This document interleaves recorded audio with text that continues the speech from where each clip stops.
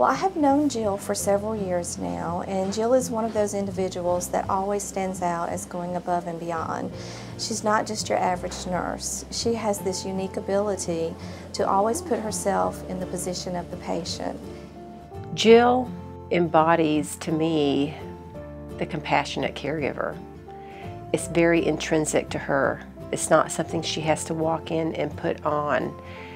She lives it 24/7. If there's a patient that has a need, she's going to go after it. I'll give you an example. There was a patient here this past year that was not expected to live until Christmas. She made an early Christmas celebration happen with that family in that patient's home, complete with tree, gifts, you name it. That's just the tip of the iceberg. She's always trying to think ahead and think, how can I help this patient? What can I do to make their day better? And when she brought this program here to the medical center, that's what she saw. She saw these patients that would sit in the chairs and they would receive their medications. They may be here for 2 hours, 4 hours, 12 hours, and there was really little for them to do. Jill is very supportive of the art program that we have here. She works very hard to make sure all the patients are aware of the art program. We had a patient that was here for her chemotherapy, and we typically draw their labs to make sure that they can get their chemotherapy. And when we drew her labs, she was not at the levels we needed her to be to get her chemo. And so we had to go in there and tell her she was not going to be here today getting her treatment, that she could go on home. Most patients are sometimes happy about that because they get to go home. Well, she was disappointed, and she was disappointed because she couldn't stay and draw, and her daughter typically draw together, so it's a good time for them. And to me, that's just a wonderful testimony to these patients that, you know, how important it is for them to draw and be able to express themselves while they're here. There were patients that had never painted or picked up a paintbrush in their life. They felt like they had no talent.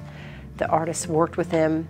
They were so taken with it that they started looking forward to coming to treatment, and they asked to be only scheduled on a day that Mary Parks, our artist in residence, was going to be here. I love every moment that I'm here with Jill. I can go in with a thought and she just jumps up and throws her hands up and said, oh yes, we can do this. When I was in Chicago with Livestrong, one of the major complaints that the other artists across the nation have is their staff is not welcoming. And I said, oh my, y'all should come to Macon, Georgia and meet Jill. She has just rolled out the red carpet for us here. The card wall is behind us here, and it's like the take a penny, leave a penny concept. The patients can take art that they enjoy looking at, and in return they leave art. So it gives them an opportunity to be involved, to have someone else's artwork, and to also leave something for someone else to enjoy. Well, Jill has worked very hard about instituting better throughput to decrease patient time here in the chair. And that's important. When you're talking about limited time left on this earth, they don't want to spend it in this chair in the hospital.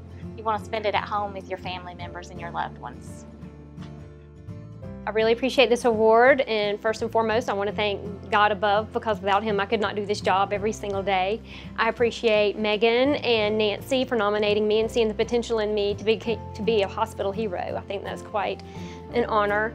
I want to accept this on behalf of not only me but my staff, because without them we could not run this place and do everything that we do. And I appreciate my patients so much because they inspire me every day. I also want to thank my husband, who encouraged me to even take on applying for the position here at the Infusion Center, because I had my doubts and he really had more faith in me than I did at that time. And I'm so glad I was able to be the manager here. It's been a blessing, and I thank God every day for my position.